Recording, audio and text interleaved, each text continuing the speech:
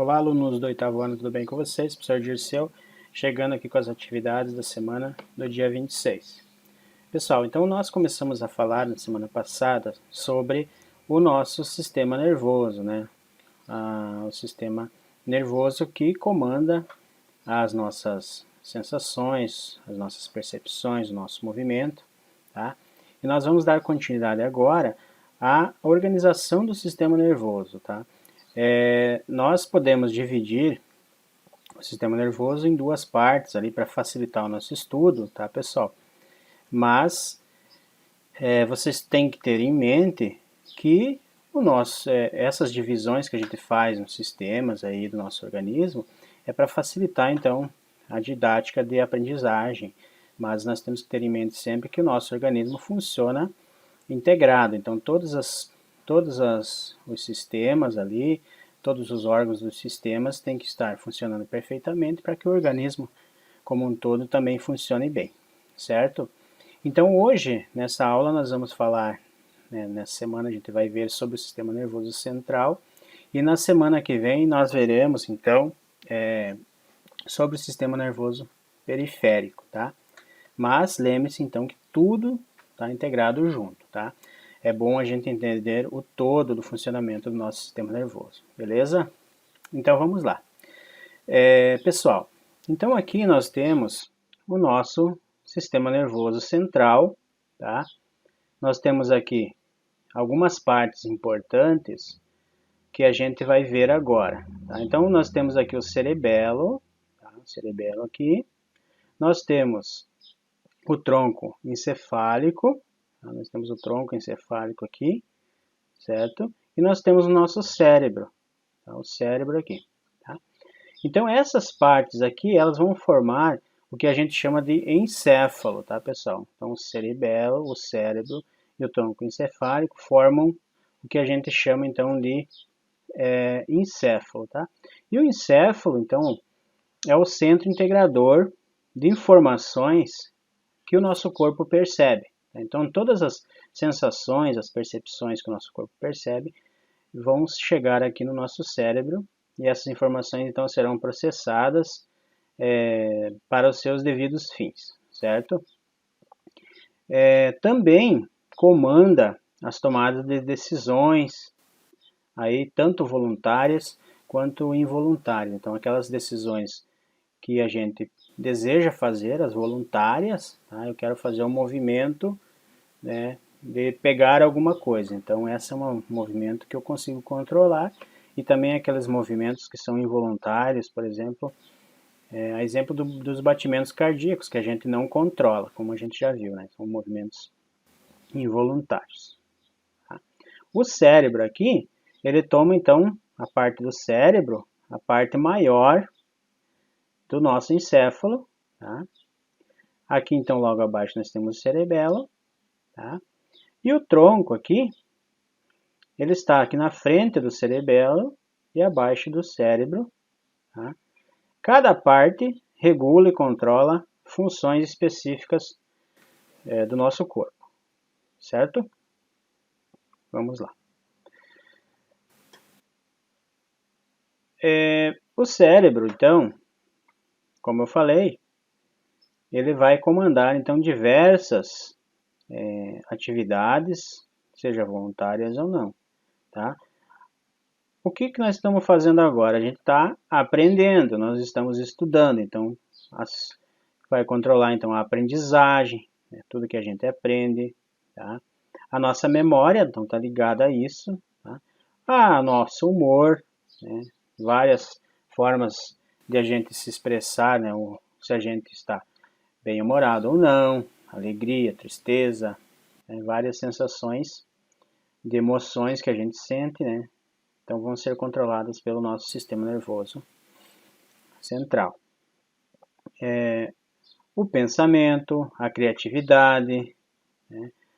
O movimento do corpo, então toda a movimentação do nosso corpo, o nosso equilíbrio, tá? Então vai ser controlado pelo sistema nervoso central. A nossa fala, tá? A nossa visão, a nossa audição, tá? O nosso olfato, tá? Então os cheiros, tá? São controlados, então são interpretados pelo nosso cérebro. Então nossos órgãos, né, dos sentidos, eles têm a sensação, eles enviam essas informações, por exemplo, um determinado objeto tem algum cheiro de alguma coisa. Então, o meu nariz, que tem ali células que vão sensoriais, que recebem as partículas, as moléculas que produzem esse cheiro, então vão entrar em contato com essas células sensoriais do meu olfato, do meu nariz, e vão ser enviadas através de nervos até o cérebro, e o cérebro vai interpretar aquelas moléculas ali, vai me dar um retorno dizendo, né, para mim se aquele cheiro é agradável ou não, tá? Que tipo de cheiro que é, e assim é com todos os órgãos, né? Com a nossa visão, então vai receber a luz que vai chegar até o nosso cérebro através do nervo óptico, e o nosso cérebro vai interpretar e vai devolver para nós a nossa visão da maneira que a gente percebe, tá? Também os sentidos da gustação, os sabores que a gente sente, o tato, né? Então, através do nosso tato, a nossa mão, a nossa pele, então a gente consegue sentir sensações que são enviadas para o cérebro e ele vai interpretar. E sensações, aliás, atividades involuntárias, como eu já falei para vocês, batimentos cardíacos, a respiração e diversas outras funções que o nosso organismo realiza sem que a gente nem perceba, são controladas então pelo nosso sistema nervoso central, certo? O nosso sistema nervoso, ele é protegido, então, nós já falamos tempos atrás, quando a gente estudou o sistema esquelético, que nós tínhamos lá o crânio, né, ossos, vários ossos que formam o crânio, e o crânio serve de proteção para o nosso cérebro. Da mesma forma que a coluna vertebral, as vértebras ali, servem de proteção para a nossa medula espinal, que nós vamos ver mais para frente, tá? Então, esses ossos do crânio protegem o nosso cérebro. Além da proteção dos ossos, nós temos aqui algumas membranas, tá? Membranas que são chamadas de meninges. São 3 membranas que a gente chama de meninges, tá? E ainda existe um líquido chamado líquor que protege, então, ajuda a proteger o cérebro aí, principalmente contra choques, né, e invasores como bactérias e vírus. Pode acontecer, né, quando acontece a invasão de bactérias, certas bactérias e vírus, acontecer uma inflamação nessas membranas, nessas meninges, que aí nós temos uma doença bem conhecida chamada de meningite, tá? Que ela pode ser transmitida por vírus ou por bactérias, tá? Eu vou dar uma ampliadinha aqui para vocês, para mostrar uma imagem aqui. Então aqui nós temos um corte lateral do nosso cérebro. Então nós temos o crânio, tá? O crânio, então, que é uma proteção, né? Primeira proteção aqui. E nós temos aqui as meninges cranianas, são 3, né? A dura mater, a aracnoide e a pia mater, tá? Que são as membranas que protegem, então, o nosso sistema nervoso. Tá? Aqui abaixo nós temos as vértebras, tá? Nós temos a medula espinal aqui, e as vértebras também são a parte óssea que protege aqui, e da mesma forma nós temos as membranas aqui. Tá? Então, quando essas membranas elas inflamam, elas causam então a meningite, que pode ser viral ou bacteriana, tá? Beleza? Deixa eu ampliar essa imagem aqui para mostrar para vocês algumas informações sobre a meningite, tá? Então aqui, ó, pode ser provocadas por vírus, bactérias e fungos, tá? É a inflamação das membranas que protege o cérebro. Tá?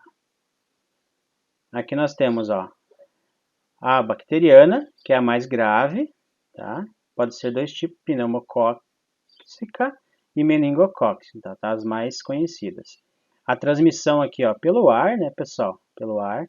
e o contato com a pessoa infectada. Então, por isso que quando, na própria sala de aula, existem momentos que é bom ter uma ventilação, né, para que o ar se renove, porque ali tem vários alunos na sala de aula, por exemplo, então, para que o ar se renove e diminua o risco de transmissão, tá?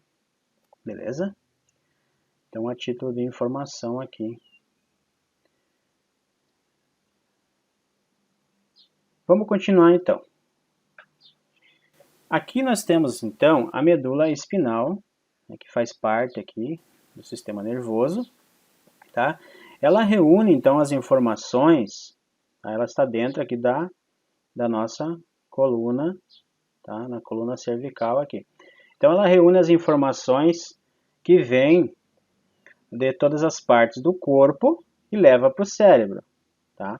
E também ela vai levar as informações que vêm do cérebro, né, para as partes do corpo. Então ela funciona como ida e vinda de informações, certo?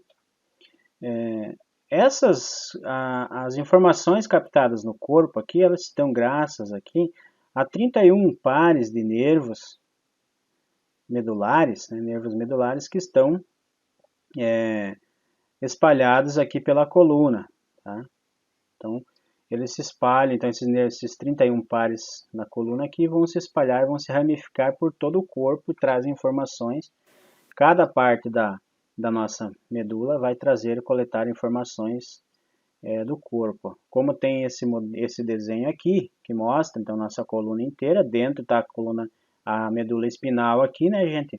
Então, cada segmento dela aqui, ó, lombar, torácica, cervical, está relacionada com informações que são levadas e trazidas de determinadas partes do corpo, tá? Por exemplo, se acontecer uma lesão, né, pessoal, uma lesão na lombar aqui, ó, na lombar, então aqui vai acontecer a paralisação aqui dos membros inferiores aqui, ó, né? Então acontece o que a gente chama de paraplegia, tá? A pessoa fica paralítica das pernas, né, das pernas aqui, perde o movimento, tá? Então, dependendo do local, né, se for aqui no tórax, então a pessoa pode perder movimentos das pernas e do tórax. Se for na cervical, né, que é a parte bem em cima aqui, ela pode até perder o movimento dos membros e a gente chama de tetraplegia, tá? Então, a pessoa que fica tetraplégica, ela perde o movimento das mãos, dos braços e das pernas, tá, pessoal? Um acidente mais grave pode acontecer isso. Então, acontece um rompimento aqui, uma lesão grave e na medula espinal que ela não vai mais poder transportar, então, ou trazer informações do cérebro, né, e a pessoa perde o movimento e a sensibilidade nesses locais aí, certo? Beleza? Pessoal, então assim, para que a aula não fique tão comprida, o professor dividiu, então, nós vamos fazer mais na semana que vem, mais uma aula. Então a gente vai continuar ali com o sistema nervoso periférico e também a gente vai ver algumas outras questões relacionadas ao tema, tá, na semana que vem. Agora, então, nós vamos para uma atividade para nós malhar o cérebro. Beleza, gente? Qualquer dúvida é só chamar. Até a próxima.